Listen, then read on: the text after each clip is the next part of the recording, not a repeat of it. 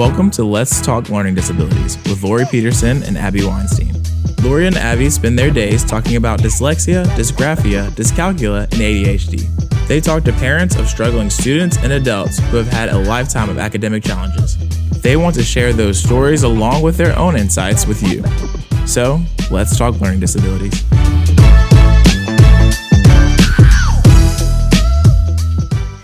Hey everybody, welcome to episode number 17. My name is Lori. And I'm Abby. We're excited you guys are here. Today we are going to talk about a math disability that I feel like has become more and more common, especially over the last couple of years. So I call it dyscalculia. And I call it Dyscalculia. And honestly, we're not really sure who's right. I'm not sure who created this or who coined the term. Yeah, so I think you can say it however you want. Absolutely. We hear all kinds of things when people call in, though, because nobody else knows how to say it either. Nobody knows how to say it. It's like tomato or tomato. Right. It doesn't matter how you say it. We know what you mean. Right. Okay. And regardless. It's a math disability. And the first thing we want to talk about is really, what is it? Which it's a math disability. Which, first of all, it's not related to dyslexia or dysgraphia outside of the fact that it starts with the same three letters. The same three letters. And I think it's important to understand that dys is really just, when you look up the definition of the prefix, right? Mm-hmm. My grammar's not very good. Of that prefix, it just means difficulty with. Right. So dyslexia is difficulty with language or with words, with reading. Dysgraphia is writing, so difficulty with writing. So calcula is difficulty with math. So that's really the only way those three things are related, is just the name. Number-related concepts. Exactly. So difficulty. So we're going to kind of run through some of the symptoms. Like, what do you see typically at each age? Because the symptoms of somebody in kindergarten, a little bit different than the symptoms of someone in college. Right. Okay, so Abby, what are some of the symptoms? If you're like looking at your preschool, kindergarten, first grade student, and you're seeing some struggles, what are some things you should look at if you have some concerns about this? I would say one of the first symptoms or characteristics you might see is difficulty recognizing numbers, difficulty counting, just counting forward, sequencing, counting 1 to 10, 1 to 20, 1 to 30. Difficulty understanding that those numbers or those symbols represent amounts. So being able to count groups of items and actually count each item singularly, like one-to-one correspondence, putting your finger on each item as you say one number or one digit. But then also, too, correlating that this group of 5 is the number 5. Matches those two number. Go together. That's right. What other preschool or early elementary? Early elementary. So learning to count is a big one. Recognizing those numbers, being able to do number patterns. So filling in a missing number in a number pattern. Also understanding a lot of the basic math language or those linguistic concepts that go with math, like how many altogether, or how many less, or more than, less than, larger, smaller, greater, understanding a lot of those concepts. Also difficulty in those early elementary grades with understanding some of the basic calculation concepts, like adding numbers together and subtracting numbers is very difficult. What we see too is that we have kids that know how to use the tallies or use their fingers, but I don't know that they really understand what they're doing, right? They know that if they count 5 on this hand and 2 on this hand, and they keep counting, they get 7, they answer 7. But do they really understand that they're taking these two groups and merging them into one, or pulling one away from the other? So that being able to match the concept with what's on the paper, right? Or they can count and add groups of items with manipulatives, like some counting blocks or some counting bears, but then they have no idea how to transfer that knowledge to paper and pencil tasks. So when they see the number on paper and they see 5 plus 2, they can't transfer that knowledge and understand that it's the same as when they were counting those objects, those two groups together. Right, making those connections. Place value is another one, I think, because we really start teaching place value. I mean, first grade, where you're talking about, and you have a lot of experience with this because you did teach first grade, right? So understanding the tens place, and that 10 or that 10 ones make up a 10, and there's so you had given an example of kind of how you taught that. Place value, we actually used to teach it when we were doing calendar concepts, talking about counting the days of school and how each day we would use a straw and put a straw in a baggie for each day. And once you had a group of 5, we created a bundle, and that's how we kind of taught tally marks and making tallies. And you'd move that bundle, once you had 2 bundles of 5 and you had 10 straws or 2 bundles, then you would move it to a bag from the ones to a bag that said 10s on it. So once you have 10s, you move it to the 10s place. Right.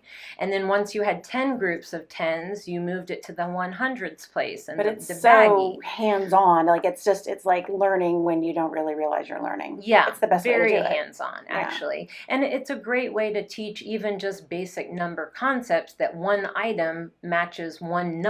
So showing one item is 1, or 2 items goes with the number 2, and you say 2, you count to 2, you count to 3 when you see 3 items, because that difficulty with counting also can rear its ugly head when you're counting backwards, which when we get into teaching subtraction, we often are trying to teach kids to count backwards, or to count when we're adding, we're counting up or counting forward, which is difficult for individuals with dyscalculia, but counting backwards is even more difficult. And that's a very important concept that we use when we're doing different math calculations, like adding, subtracting, even when we get into older grades and start doing multiplication. One of the things I've seen with some of our younger kids too is that when they go to add 5 plus 3, they make tallies for the 5 and tallies for the 3 and count every single one instead of starting at 5. Understand you can start at 5 and count up 3.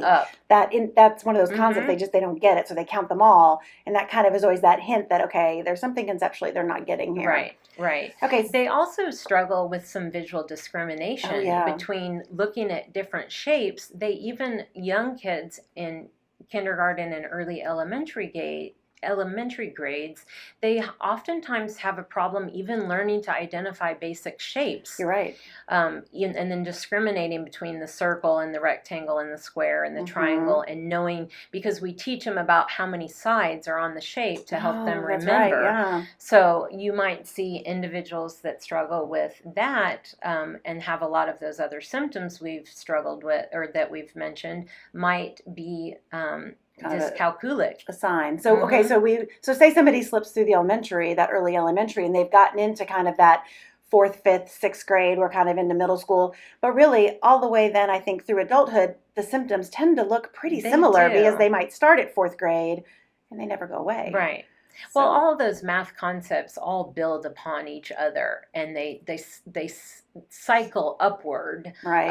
And so if you're struggling with any of those foundational skills, then you do tend to have a lot of difficulties in the upper grades with those skills that have built on to those skills before it. Right. Like if you don't really understand the concepts of addition, then multiplication, which is just repeated addition.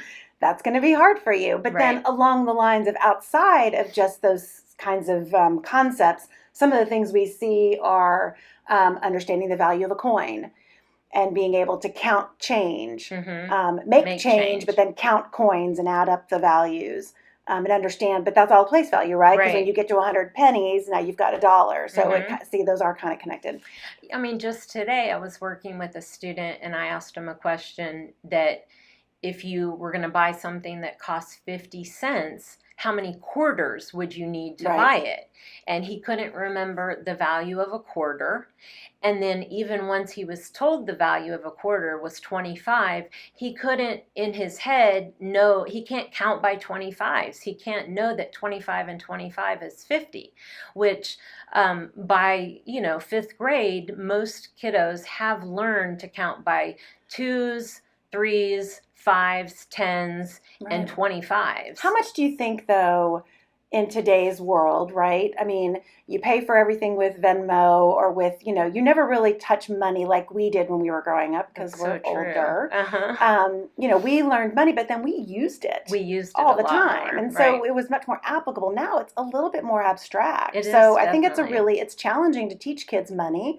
Same with time. How many places to actually have an analog clock, or a good old fashioned, is it analog An with the hands analog and clock, right. you They're know, used to looking at digital right. clocks nowadays on their phones or on tablets, on Absolutely. computers. So I think, as you've got small kids, it's important to change those clocks over to that. I think it's a skill that also then teaches fractions and place value and all of that, because so many seconds make a minute, and minutes.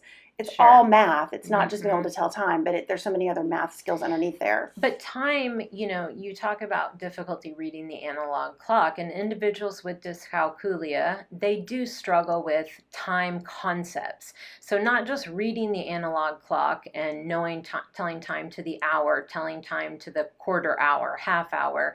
They struggle with time conception, really, or their perception of time is off. So they struggle with understanding when we say something's going to happen in 5 minutes versus 5 hours. Right. They cannot grasp the concept of 5 minutes being something very short and happening really soon and quickly versus 5 hours being a very long time.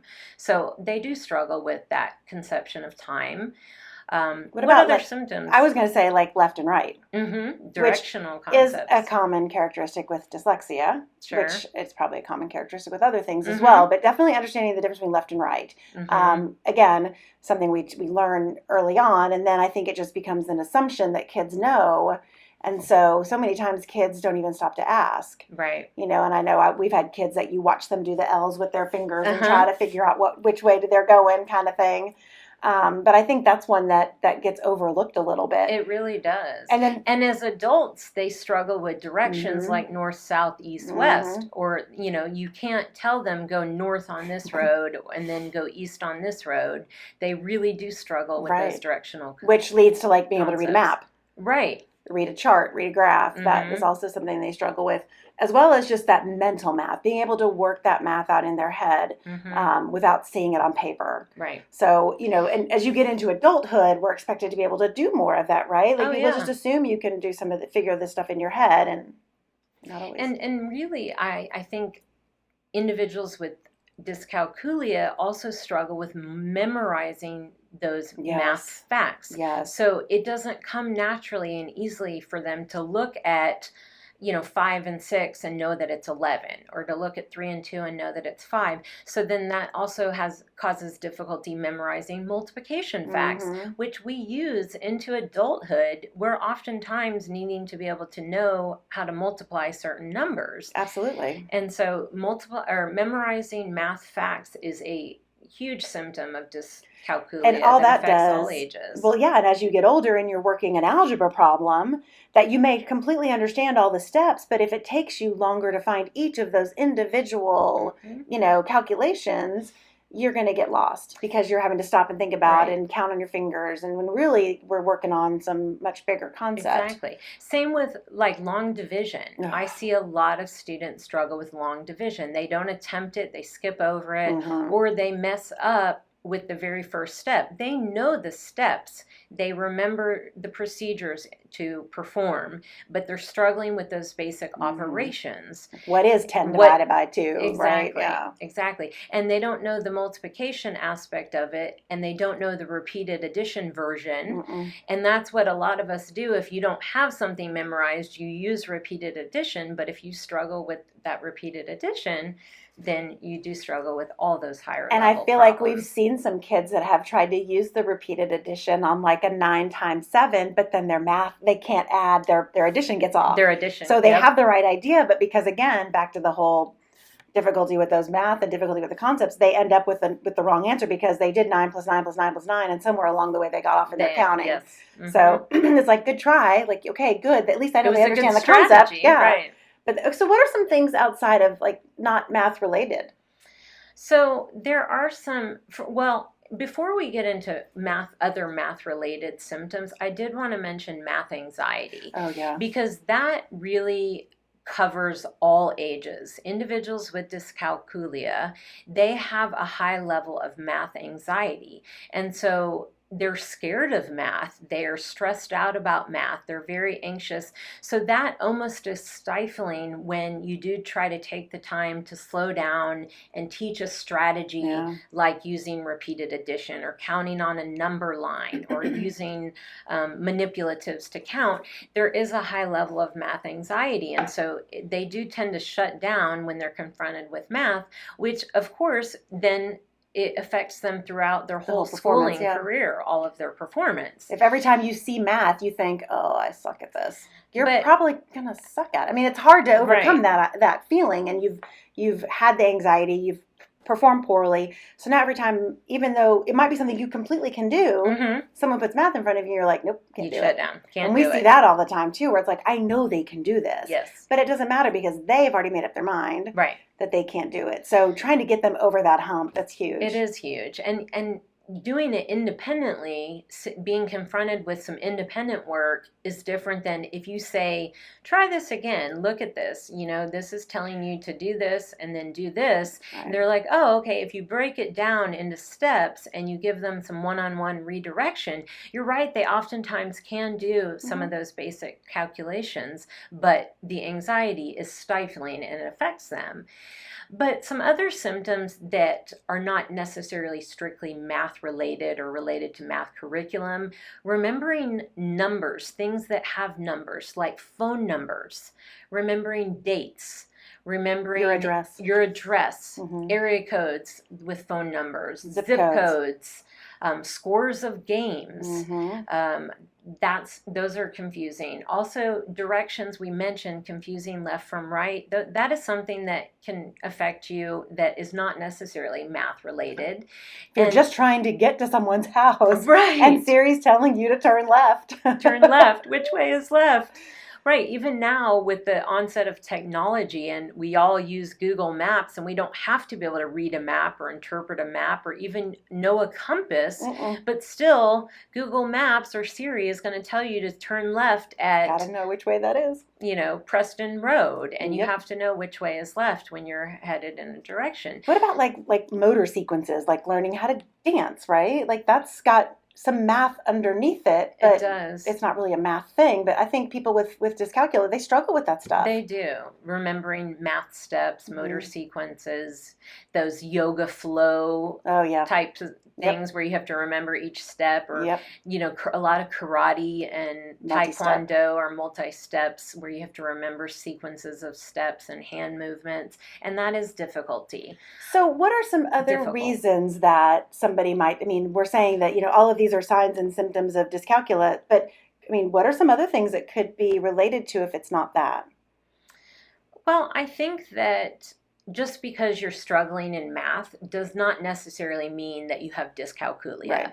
I think that, again, if there's any reason why you have gaps in your foundational skills, you're going to struggle in future math classes and with future math concepts. So if you didn't pay a lot of attention when they were teaching addition when you were in first grade, or kindergarten or second grade, or you were lacking attention and focus and concentration, or you were missing a lot of school at that time because you had a sickness or an illness or a family member that was sick, or you moved around to a lot of different schools, and the schools all use the curriculums that you are used to teach math now are very complicated, and they vary from district to district and especially state to state. So if you've moved around a lot and been in a lot of different schools, then you have some confusion and some gaps in your skills. And like we said, those foundational skills are used throughout all levels of math. I always explain math as being like a 14-story building, right? And so we have students that come to us, or adults that they're struggling with that 12th or 13th story, and so they keep getting tutoring, they keep getting help, and they keep they're just barely getting by, when really the issue is at the first or second floor. If you've got a foundational issue in your 14, 15-story building, doing a little bit of extra work on the 14th floor is going to put a Band-Aid on it. It's going to help you get through, but it's not addressing where the issue is. The issue is way down. Right. And so you've got to go back. And so I can't tell you how many times we have that conversation. And, I'll tell students, like, I realize that going back and doing, first, second grade math sounds ridiculous right now. But if we can get you to understand those concepts, the difference that it will make moving forward for you, things will start to click. And so sometimes it's about taking that concept in algebra or geometry and tracing it back all the way to where did this start? Where did it and start? how did we get here? And making sure that all of those back skills are strong and that you understand them. It's such a good analogy with the building. Yeah. It really is. Because then your building is not stable, right? You're never gonna. And you could put all the Band-Aids on it and all the patchwork you want, but it's still not going to be strong until you fix it. And oftentimes in school, they're constantly teaching the grade level curriculum, and especially in public schools, the kids have to be tested using those state tests, and it's testing them on those essential knowledge and skills that the state is requiring them to master. So a lot of times the intervention when a student is struggling is reteaching those grade level skills and the curriculum concepts. But like you said, they need to really be tracing it back to where those gaps are, where they started from. That's why remediation and getting that tutoring to fill in those gaps and reteach those foundational skills, those lower level skills, is so crucial. Math is so many. It's really all about a lot of patterns. And I feel like my example that I always use is, a squared plus b squared equals c squared. And I may not understand what any of that means, but if you give me enough problems, I can repeat that pattern and I could probably get 100 on the homework. But when it shows up again 2 weeks on the test, I don't remember that. Right. But if I understood why a squared plus b squared equals c squared, well, anytime it shows up, I can do it. And so that's what we really talk about is going back by filling in those gaps, you're going to start to understand the whys. Yes. And then you won't have to cram for a math test. It will just make sense to you. Just like fractions. Yes. I mean, we see just a numerous amounts of individuals that struggle with fractions. Kids and adults alike struggle tremendously with fractions. But I think part of it is that they never had really good instruction in the principles of fractions, the underlying concept behind it. Before you can be taught to add and subtract a fraction, you need to understand what it is. And how it relates to decimals and percentages. Because right. they're all related Wholes and it and all parts. makes so much sense when you understand it. I had to go back and teach, one of my jobs in the past was I taught a couple of years of middle school math. And it was probably the best thing I ever did because I never really was a fan of math until I did that. And once all that stuff started to make sense, I'm like, oh, this is so easy. Right. Like, why was this so hard? Because you had to teach it. You had to understand it in a way, well enough to be able to teach it. And I, unfortunately, only taught really first grade. So I like to say I've mastered the first grade level math and maybe second and third. But you could build on it, right? I can build on it. You have a good foundation. Absolutely. I do have a good foundation. But there's technology now also. We all use calculators and we oftentimes don't, in our real world careers and just in real world everyday life, we're not asked to do algebra. We're not asked to do long division. We're not asked to add and subtract fractions. But here's what I think is super important for Unless everybody. You're a baker or a cook, you do use a lot of fractions. Those. I think here's what I think is so important to understand about math is that, my attitude when I was in high school was, I'm never going to use this. This is stupid. I'm never going to use this. And you know what? You're right. I felt the same. But how I explain it to kids now, because of course in my old age, I have the wisdom that I didn't have when I was 16. Okay, let's just say you're I was a swimmer. So let's just pretend like I'm a swimmer. I go to the gym to work out. And when I go to the gym and work out, I do leg presses and I do barbell curls and I do bench presses. But I don't ever use those movements out in the real world. I don't walk around bench pressing anything. And when I get in the pool to swim, I'm not curling my legs. I'm swimming. Right. But that workout made all of those muscles stronger so I could be a better swimmer. Math, algebra, I feel like is where your brain gym. It's where you go to stretch your brain and build those muscles so that when you go to history or English or whatever class you like, your brain has had that workout. So if you kind of reframe how you look at those classes, that yes, you're outside of being a math teacher, you're never going to use a lot of those formulas. Right. But if you look at it as, this is just a workout for my brain. Like this is going to make me is. better at everything else that I do. It helps. It helps. Still, I don't really like to work out, so there's Right, that. But we all, exactly. you do what you got to do, and But it truly is a workout for your brain. You have you're to stretching it. use so many different problem solving skills that you don't use in many other areas, and that you do have to use in math. Yeah. So I think it does probably really strengthen those muscles inside your brain, Just makes those you processes. think better. Absolutely. Okay, so how do we help these kids that are struggling, or adults? How do we help them kind of get over this hump of the math anxiety and hating math, and I'm terrible at math and I don't have the right skills? I think, like we said, working on really filling in those gaps and reteaching a lot of foundational skills. There are different tutors that specialize in math. There are, believe it or not, people out there that love They math. love I know people that mastered or majored in math in college, and they love math. There's a lot of really interesting people out there that love math, and so going to a good, knowledgeable, trained math tutor, or even a great program that individually assesses where the gaps are. For example, like Sylvan Learning Absolutely, Center, yeah. they do a really good job of assessing where your skills are, what skills you have, what skills you don't have, and then teaching you to that level, exactly where you are. No matter how old you are, of course, they're going to make it age appropriate. Right. They're not going to teach you using counting bears how to count if you're in 10th grade or you're 15 years old. That wouldn't be fun, but right. They're going to try to make it more age appropriate, but they're going to assess where your gaps are and fill in those gaps and reteach those foundational skills. That's so important. And there are games that you can do online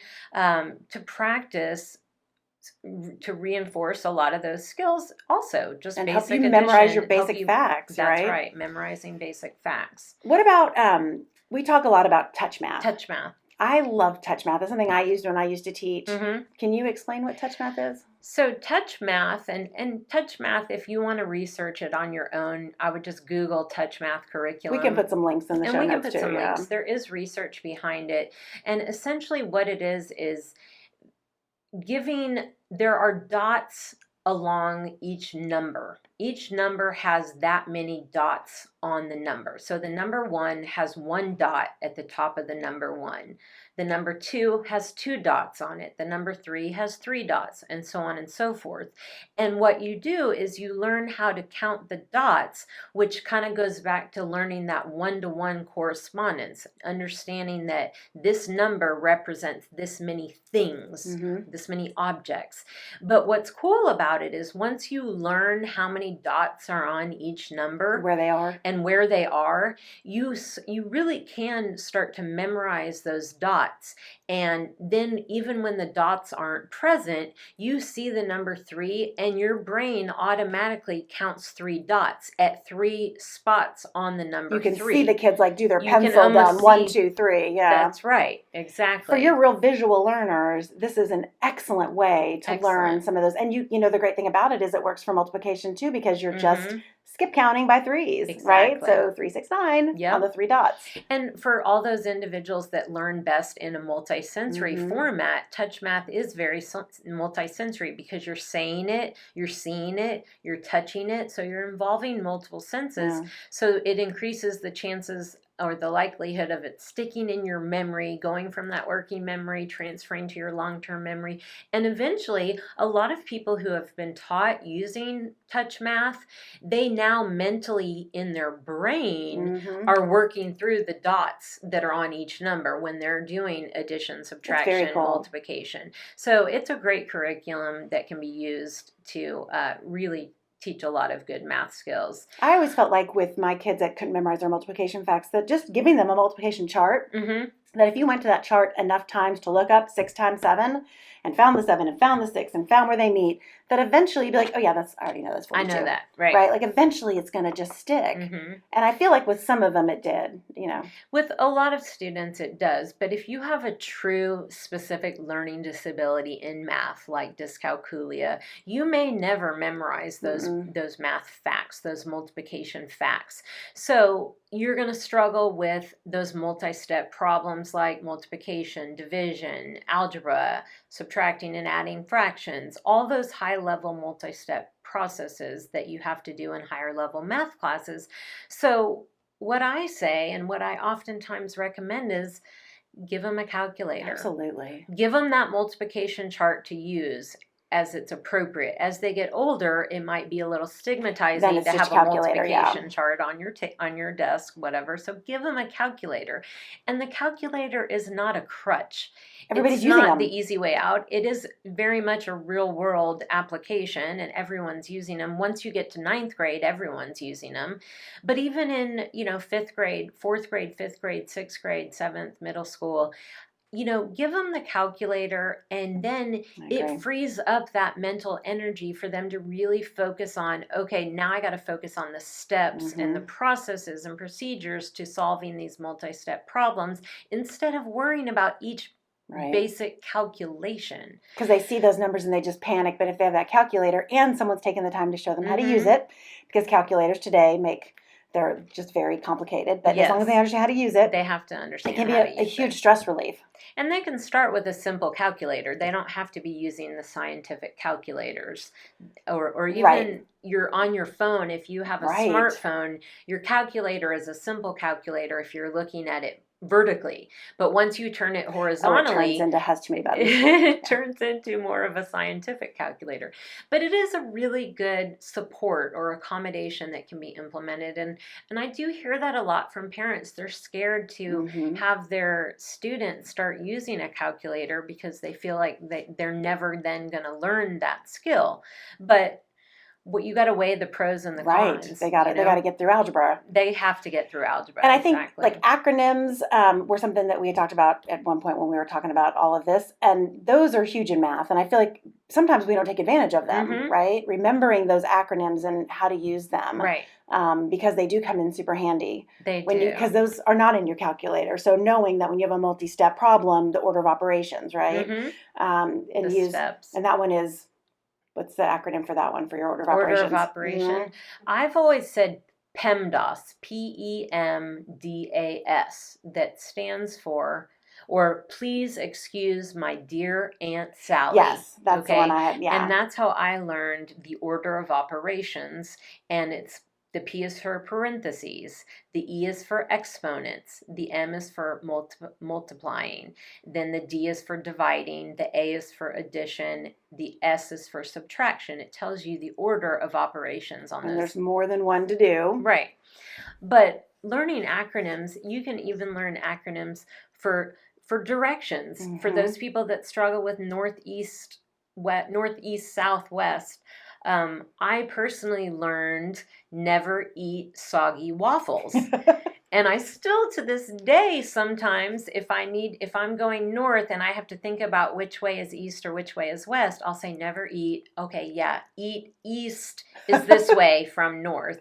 So learning acronyms is a great way to memorize different steps and procedures. And there's a lot out there. If you're curious about what are some other acronyms to help your child learn math steps, we'll post some on our show notes. But also you can always ask your teacher, your child's math teacher, what are some acronyms you're teaching them to help remember that we can help reinforce, that we can reinforce at home, because using that same language is important. Same with like putting things to music. So like multiplication rap, right? That was how my kids learned their multiplication facts, is through the multiplication rap, which was fun. I enjoyed that. It was fun for me too, which it isn't always fun for the parents. Putting a beat or a rhythm to something, it makes it more engaging and exciting and novel first and foremost, but it also helps their memory. They can memorize it more easily. It's a multi-sensory piece. It is, definitely. I learned states and capitals to the beat of a song, and it was like a rap song. That's awesome. And when I took a Spanish class, I had to learn the capitals of all the North or the South American countries, the Central American countries. To memorize something like that was not meaningful to me at the time was very hard. But once I just learned a song, and it had a good beat and I could rap it, that's awesome. I was able to memorize it, and still to this day I can remember That's crazy. It's useless knowledge, but but you're fun at a party, right? Right. Trivia. I'm taking you to trivia. That's right. So putting things to songs and teaching them to memorize songs. And I think just helping the kids learn strategies, like drawing the tallies, drawing pictures, using their fingers and letting kids know it's okay, right? No one's judging.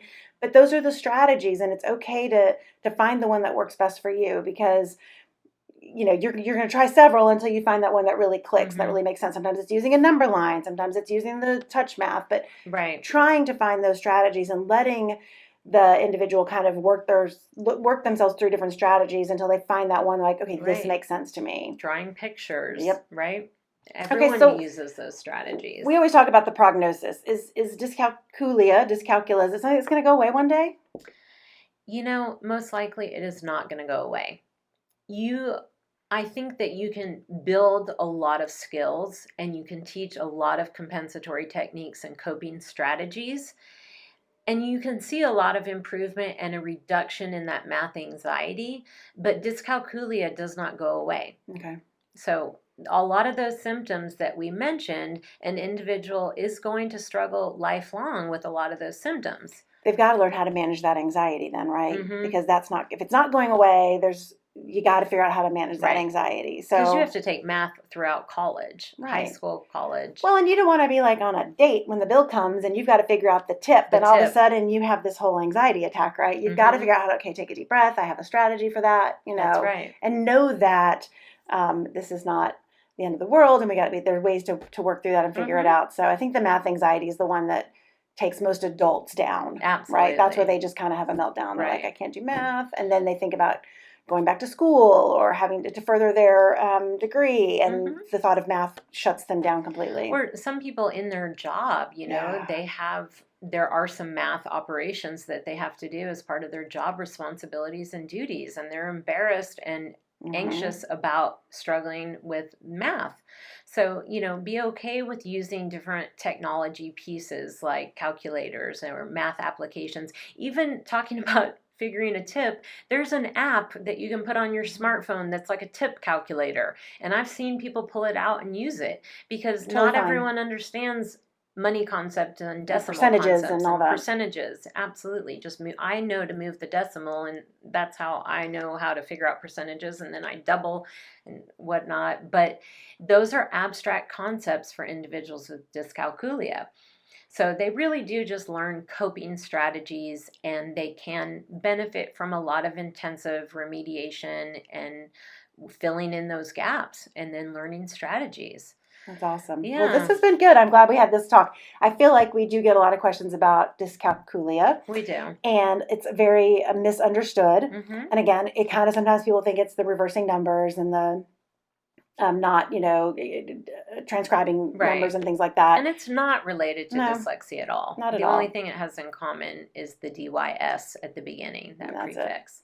If you guys have any other questions about dyscalculia and want to reach out, you can reach us at letstalklearningdisabilities@gmail.com. If you have some suggestions of things you'd like to hear on the show, don't hesitate to let us know. We'd be happy to cover any other topics. Absolutely. Thank you guys for joining us today. And we're going to add some information in the show notes, some links to some information. So please visit those if you would like to learn more about dyscalculia. Yes. All right. Thanks, Abby. Thank you. You guys have a great day. Thank you. Take care. Bye-bye. Thank you so much for joining us today. In our show notes, you can find information about today's talk, as well as links to resources and other episodes. If you have questions about today's talk, have ideas for future episodes, or just want to stay connected, you can contact us through Diagnostic Learning Services on Facebook, Twitter, LinkedIn, and Instagram. So, let's keep talking learning disabilities. This podcast is sponsored by eDiagnostic Learning. You can find more information at www.ediagnosticlearning.com.